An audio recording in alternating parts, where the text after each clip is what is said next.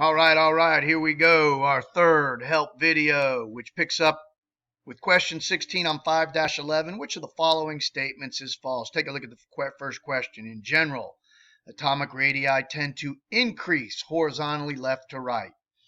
No, they do not increase. They decrease left to right. As you move left to right through a period or level, you're not increasing levels on the atom. You only increase levels when you go from one row down to the next row. So left to right, they get smaller. Left to right, they get smaller.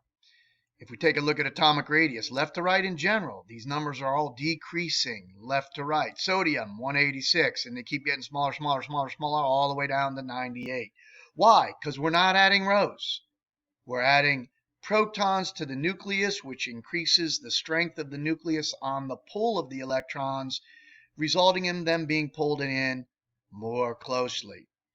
Top to bottom, did the radius increase? Yes, as you go top to bottom through a group or family, every time you go down, you're adding a row. So every time we go down, they should get bigger because we're adding another level onto the atom. Sodium's 186, potassium 227, rubidium 248. They keep getting bigger. Cesium 265 because we're adding stories to the building. Adding stories to the building, which we call an atom. What about letter C? It takes less energy to remove an electron from a larger atom. That's true. The bigger you are, the further the electron is from the thing holding it there. That's the nucleus. The easier it is to strip off. Shielding effect on letter D is when the inside levels get in the way of the nucleus's pull on the electrons on the outer level. So if you have a large shielding effect, that means you have a lot of electrons getting in the way. That would make it easier to pull the electron off. So yes, it would have a lower ionization energy. Ionization energy decreases top to the bottom. Absolutely. Why does ionization energy get less? It's because the atoms keep getting bigger. Here's some ionization energies. Beryllium 900, magnesium 730, calcium 590, strontium 550. They keep going down. The energy it takes to remove the electron keeps going down because the size goes up. The electrons are further from the nucleus, making it easier to remove them. Number 17. Which of the following statements is false? The first ionization energy is larger than the second and the third. First ionization energy is the energy it takes to pull off one electron. Second ionization energy would be the energy it takes to pull off the second electron. Is the first the biggest? No. The first ionization energy is how much energy it takes to pull an electron off, the first one. After you pull an electron off, the nucleus pulls the remaining electrons in more closely. So now to remove another electron would take more energy. Letter A is false. In general, metals are better at cations. Absolutely. Why? Because the metals are on the left side of the table where the ionization energies are small because the radiuses are bigger. So it's easier to pull electrons off the elements on the left side of the table. The equation illustrating the removal of an electron is this. Atom A plus energy makes A plus an electron. Yes, if you pull an electron off, ionization energy is the energy to remove an electron. Removing an electron, you would be left with a positive ion, which we call a cation, and an electron, and it always has to have energy added in to remove an electron. Letter D, ionization energy is highest for the smallest atoms. Absolutely. The smaller the atom is, the closer the electron is to the nucleus, making it harder to pull off, requiring more energy. Ionization energy increases left to right. Absolutely. Why? Because the size decreases left to right. Number 18, which has the highest ionization energy? Highest ionization energy. Highest ionization energy, we're looking for the smallest thing first. First thing we look for is size. So let's take a look. Who is this right here? Same as krypton 36 with one electron extra for 37. That's rubidium. 36 and 1 is 37. That's rubidium. Right here is rubidium. 37. Who's the next one? 2, 2, 6, and 1 is 11. Who's number 11? That's sodium right here. So there's rubidium, there's sodium. Who's this right here? 2, 2, 6, 2, and 5. That's chlorine. Chlorine's all the way over here. And the last one, 2, 2, 6, is 10. That's neon up here. So who would have the highest ionization energy? We're looking for the smallest. We know they get bigger as we go down to the bottom, top to bottom. So rubidium's the biggest. That would be the easiest to remove one from. Sodium's above rubidium. That would be the second easiest to remove one from. Then we go all the way over here to the right. Chlorine would be difficult to remove one from. It is small all the way over here to the right. But neon is the row above chlorine. So neon would be harder to strip than chlorine because it's to the right of chlorine and it's to the row above chlorine. When we look at this list of who's harder to strip, chlorine's 1250. That is pretty hard to strip. Neon would even be less than that. I mean more than that. Chlorine is 1250. Neon, since it's so much smaller, it's to the right of chlorine and a row above it, it takes 2080 kilojoules of energy per mole to remove electrons from neon. So neon would be the hardest of all. On number 19, we're looking for who has the smallest radius. Who's this right here? Xenon 54 plus 2 is 56. 56 is barium. Barium is way underneath here, underneath strontium. Barium's all the way down here, underneath strontium. 2, 2, 6, 2, 6, and 2. Who's that? That's 10, 18, 20. That's calcium right up here. So calcium is smaller than barium. Then we continue up. Magnesium 2 plus. There's magnesium right there. But this one is 2 plus. Well, we know magnesium is going to be smaller than calcium and barium. Magnesium itself is smaller than calcium and barium, who's right down here. So, but now we have to compare who's smaller, magnesium or sodium. Well, magnesium's to the right of sodium. So magnesium by itself is going to be smaller. But this is magnesium 2 plus. Well, when we remove 2 electrons from magnesium, we rip off the whole third level. So now that's going to make it even smaller still. In fact, magnesium 2 plus, remember, removing electrons makes it smaller. Magnesium by itself, the neutral atom, has a radius of 160.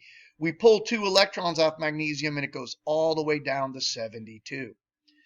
So magnesium is smaller than sodium. Magnesium 2 plus is way, way smaller than sodium, who has a radius of 186. If you look on this table right up here.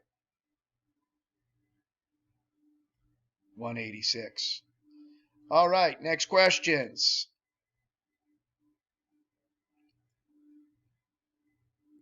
On number 20, they want us to rank 4, 3, 2, and 1 to who has the highest ionization energy last. They want the lowest ionization energy first. Well, when they want the lowest ionization energy first, they want the largest atom first, because the largest ones have their electrons furthest away from the nucleus. They're easiest to pull off. We know left to right, they get smaller. Top to bottom, they get bigger. So we're looking for the one that's furthest down the table to the left. Number 4 would be the easiest to remove it from. Number 3 is in the row above it, and 1 column to the right of it. So number 3 would be the next largest. So it would be the next easiest to remove it. So we're looking for 4, then 3. The only ones that have 4 first are B, C, and D, so we can eliminate answer A.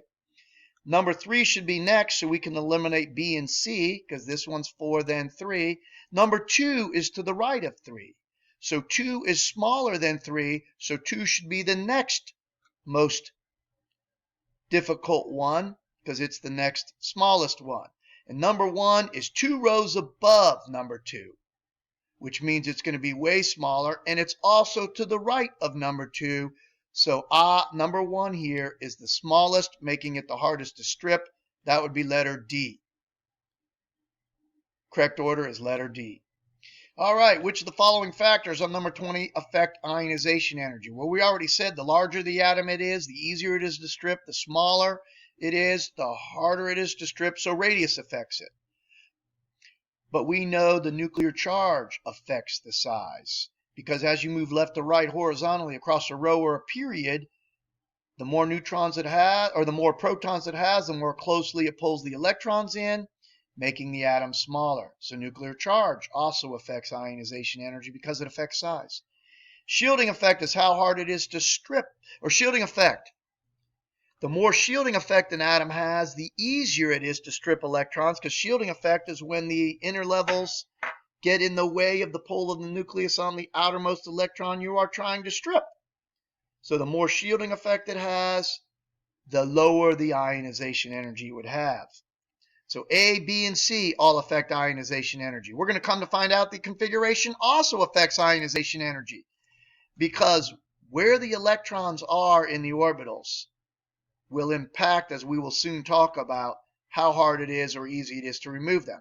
So 21, all of them affect ionization energy. Number 2, we want them largest radius first, smallest last. So they want the largest atoms first, the smallest atoms last on this list. So we're looking for the largest atom. Largest atoms are going to be on the left side of the table, because the smaller ones are on the left and they get smaller as we move to the right. And we also know that the larger atoms are on the bottom. So we're looking which of these is more in the lower left. Well, rubidium is all the way to the left. Rubidium is way down here. So rubidium is going to be the largest in that group. Next on the list is potassium. Potassium is above rubidium. It's to the left, and it's one row above rubidium, so it would be next smallest. Who is next? Well, we have Mg2 plus, and we have Mg, and we have helium. Well, we know helium is all the way to the right in the upper right-hand corner, so it's going to be the smallest. So we have rubidium, potassium, and now we have helium. So who has rubidium first, potassium second, helium last? Not this one.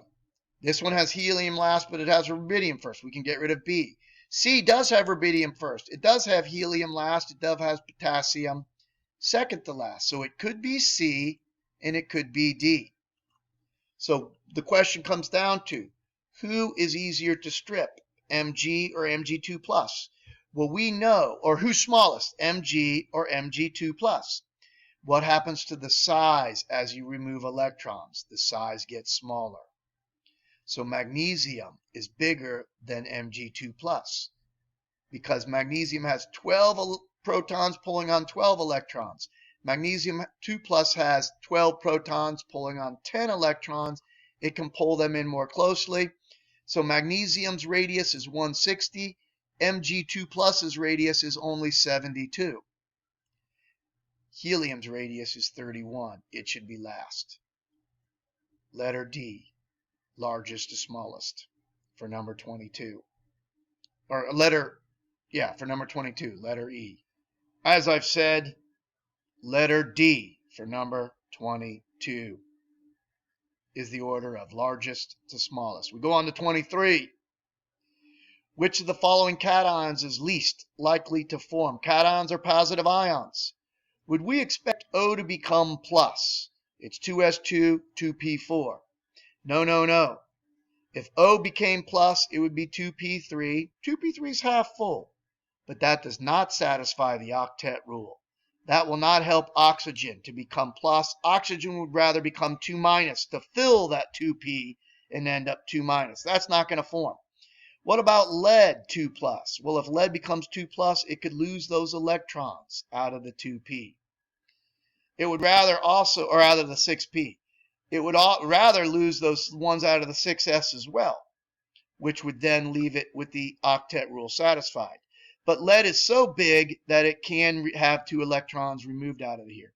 Does barium want to be 2 plus? Absolutely. If barium loses those 2 electrons out of the 6s, it's less like xenon.